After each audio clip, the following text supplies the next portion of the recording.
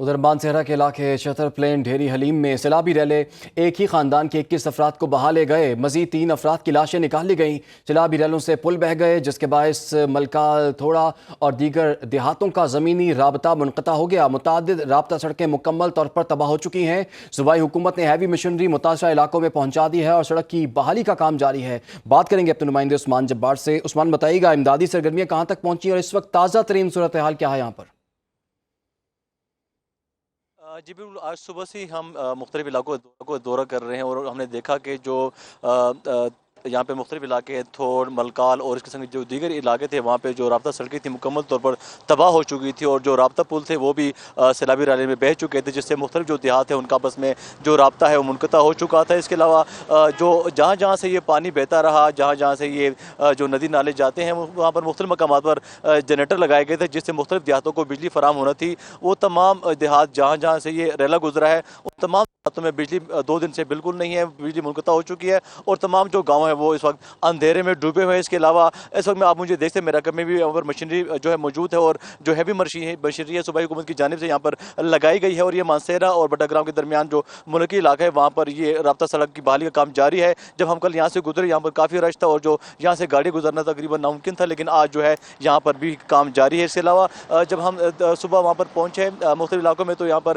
Rescue 122 کی جانب سے بتایا گیا کہ آج جو مزید 3 افراد کی جو لاشیں ہیں وہ نکال لی گئی، جن میں ایک بچہ دانش جس کی عمر 2 سے 2.5 سال بتائی جا رہی تھی، جبکہ ایک خاتون اور ایک مرد کی لاش جو ہے وہ برآمد کی گئی ہے۔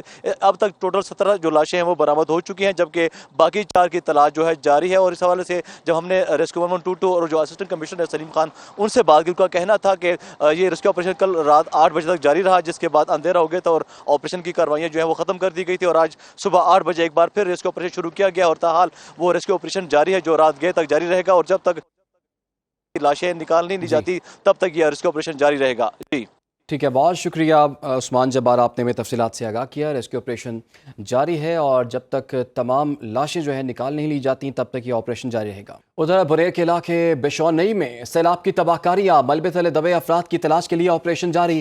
ملک پور سے بشنوئی تک سڑک سے پتھر اور ریت ہٹا دی گئی، متاثرہ گاؤں میں ملبہ ہٹانے میں مشکلات کا سامنا ہے۔ مزید جانیں گے اپنے نمائندے شاہد خان سے۔ جی شاہد، کیا معلومات ہیں آپ کے پاس؟ جی بالکل، ضلع بدیر کے اس گاؤں میں موجود ہوں جو گزشتہ روز سیلاب کی نظر ہو گیا ہے اور مکمل طور پر گاؤں جو ہے تقریباً 70% سے زائد گاؤں جو ہے وہ ملیمیٹ ہو چکا ہے۔ اس وقت ایک ڈاکٹر صاحب ہمارے ساتھ موجود ہے جو کہ اس کے ساتھ ہی ان کا گھر ہے، تو ان سے جاننے کی کوشش کریں گے۔ ہم جس جگہ پہ کھڑے ہیں یہ 4 گھر تھے، 4 بھائی تھے، ان کے الگ الگ گھر تھے۔ ایک کا نام تھا احمد رشید، احمد زبیر، ظاہر شاہ۔ اس کی ڈیتھ باڈیاں کل ہمیں ملی تھی، 17 لاشیں ہمیں اس گھر کے ملے ہیں۔ اس کے علاوہ دیگر کتنے اندازتاً کتنے ایسے گھر تھے جو مکمل طور پر اس وقت موجود نہیں ہے؟ بالکل جو گھر وہی گھر جن کے نام و نشان نہیں ہے، میرے اندازے کے مطابق 80-100 تک گھرانے ایسے ہے کہ اس کے نام و نشان بالکل نہیں ہے۔